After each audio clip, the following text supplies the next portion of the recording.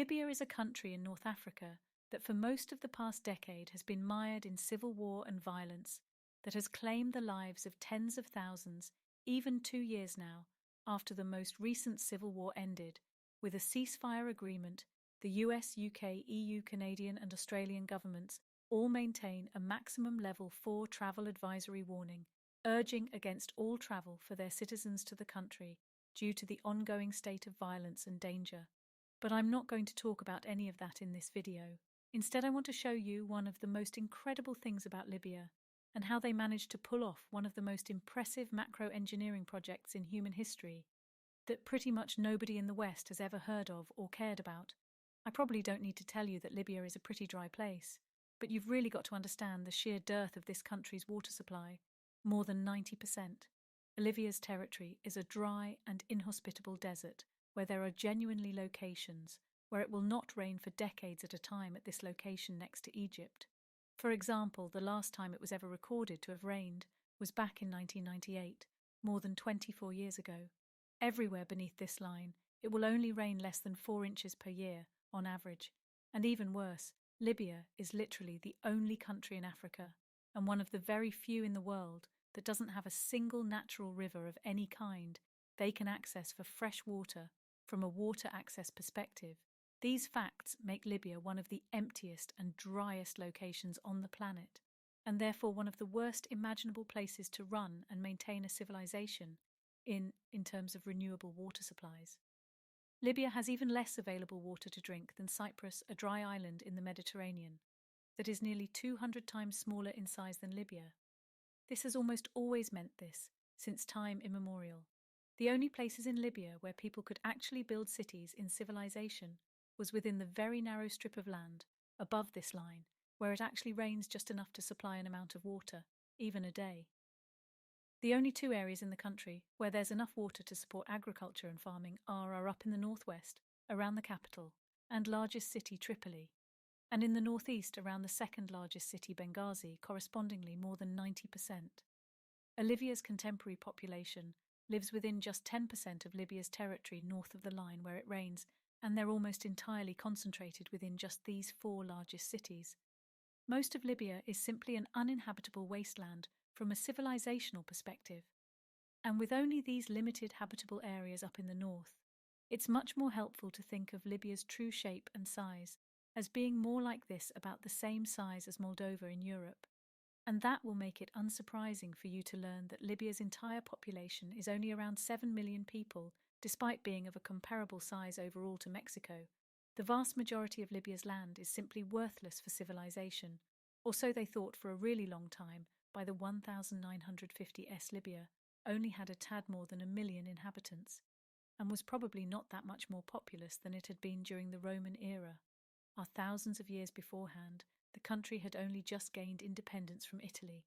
and was desperately impoverished, almost completely dependent upon foreign aid and the meagre rent that they were receiving from American and British air bases located on their territory.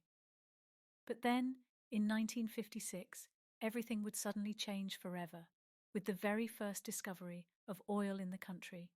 Right here from there, it quickly became apparent that this vast and ancient wasteland that had been disregarded by human civilizations for eons had secretly been hiding something all along of tremendous civilizational value, some of the largest reserves of oil to be found anywhere on the planet. It turned out that Libya's oil reserves are the largest anywhere on the African continent, and the 10th largest of any country in the world,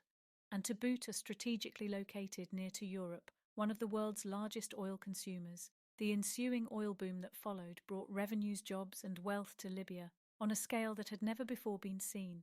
and the country's population finally began to skyrocket. Within 20 years of the first discovery of oil in 1956, Libya's population would roughly double by 1976, and then would more than double again over the next 20 years by 1996. But with this huge and unprecedented surge in opportunity and population, Libya began hitting its ancient problem again. There just isn't a lot of water to support a lot of people, even within the small strip of land along the Mediterranean coast, where it actually rains, knowing that they would need to find more water to keep up with the growth in population. the Libyans began almost desperately searching for alternative sources. They mostly came up with 3 different solutions, all of which kind of sucked in pretty different ways. The first, of course, was that since Libya enjoys a long coastline straddling the Mediterranean, they could hypothetically construct a system of desalination plants that would transform the undrinkable salt water of the Mediterranean into usable fresh water. This is a technique that has been used with great success in nearby Israel ever since the 1960s, a country that has faced similar water problems as Libya.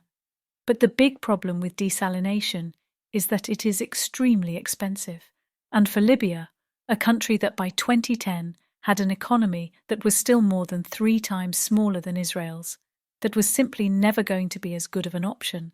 Libya's second choice involves shipping in fresh water on tankers across the Mediterranean from Europe, and their third choice involved doing the same thing but with a pipeline, and both of those choices sucked because not only would they still be expensive, but they would also force Libya into being in a situation where they were dependent on Europe for their water supply, which wasn't exactly an ideal situation for a country that had just emerged as being independent after decades of colonial rule from Europe. Libya's answer and solution to this water problem would ultimately come in just as unexpected and lucky of a fashion as their huge discovery of oil. As the Libyans continued with their hunt for more oil reserves across the desert in the south, they accidentally stumbled into a discovery deep underground. There was perhaps even more valuable to them than the oil fresh water, and a lot of it, you see, relatively unknown back then, was that across the most recent ice age that lasted between 120,000 years ago and about 11,500 years ago,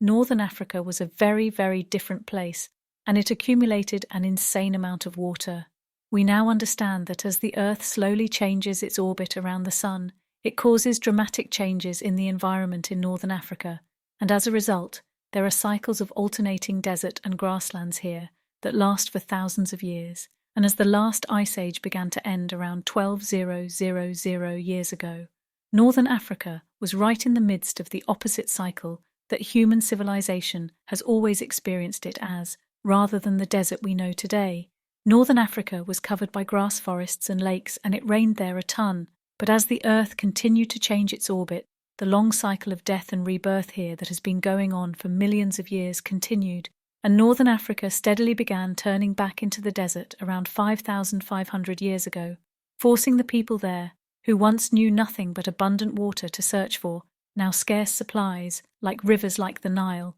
which quickly became the genesis point for ancient Egyptian civilization.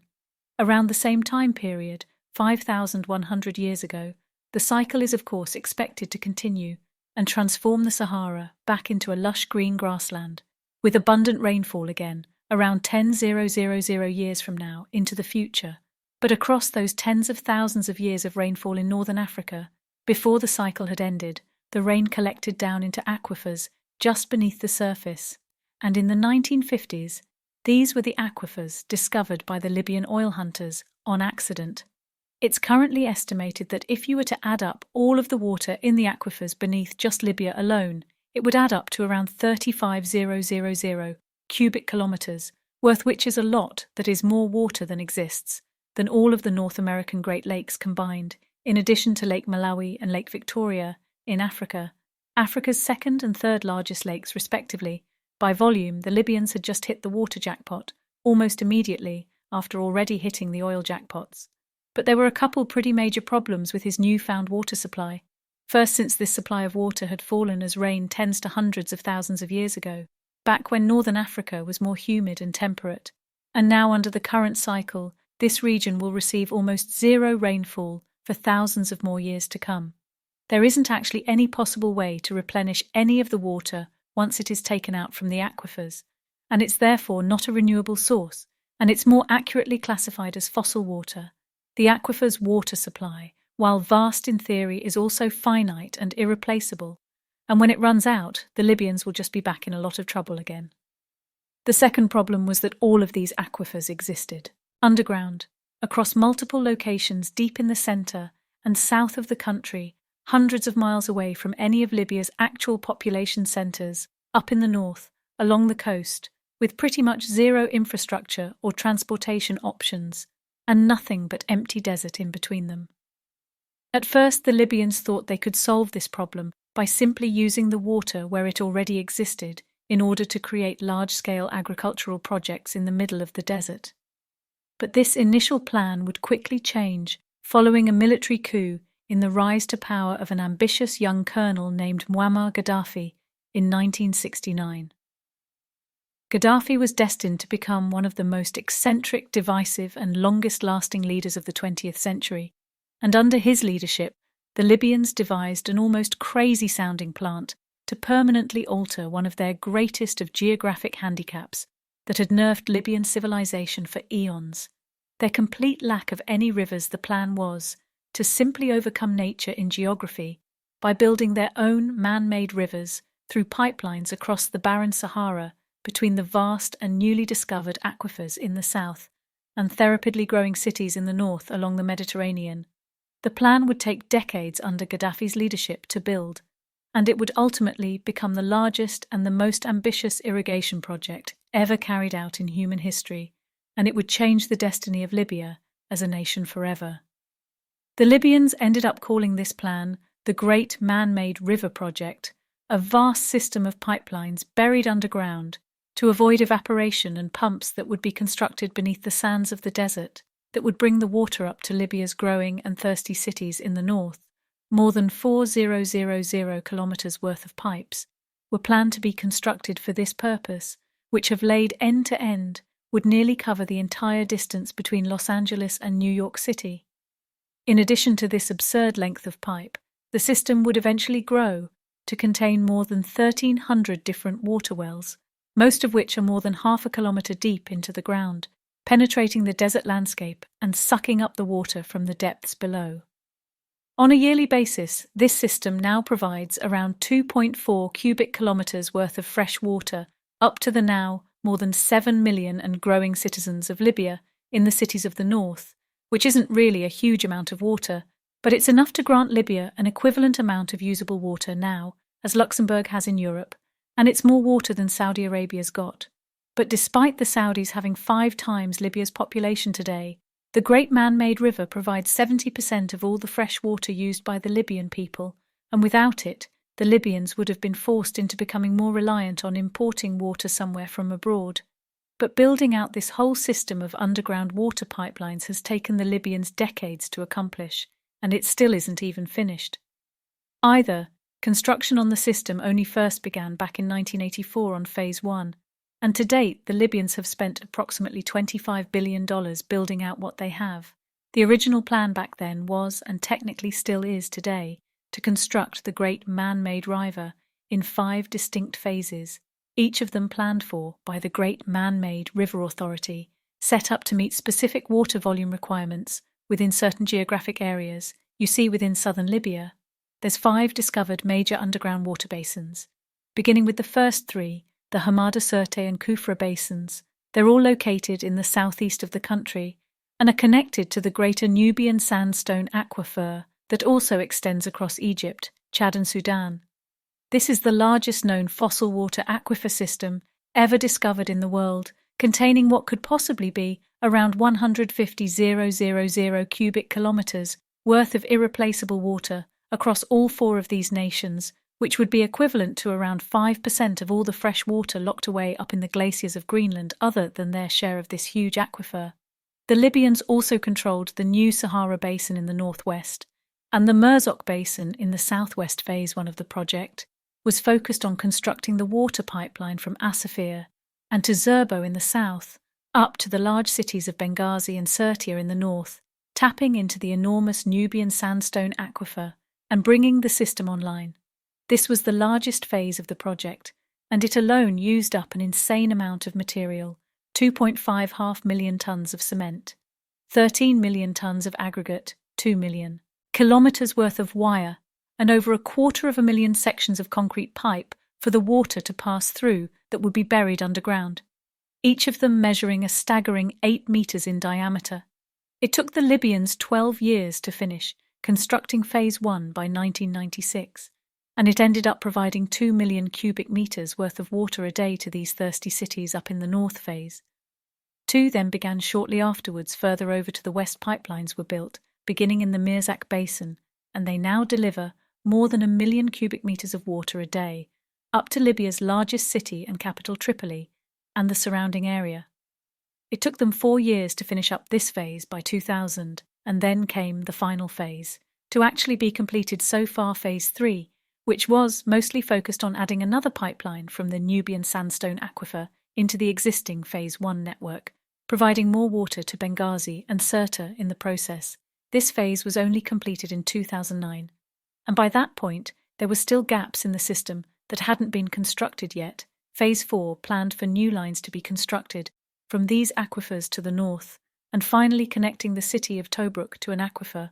while Phase 5 would finally construct a line up here in the north that would finally connect the western and eastern systems together and largely unify the great man-made river into a single finished system across the country, where all the major cities in the north could access water from anywhere else in the system. But these final phases were doomed to never be completed,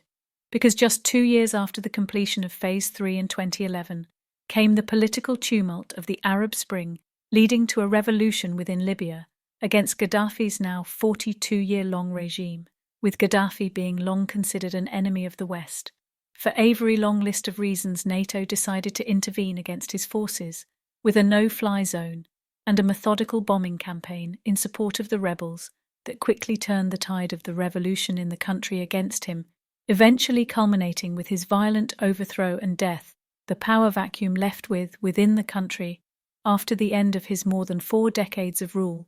threw Libya into civil war and chaos that has lasted for much of the decade plus of history ever since, and in a sense the great man-made river project kind of died alongside Gaddafi in the chaos that has reigned ever since his death. Nobody has so far managed to put together the resources or the will to finish what he started and construct Phase 4 or Phase 5, and the great man-made river, what Gaddafi called the 8th wonder of the world, remains incomplete, and only time will tell if that'll remain the case forever.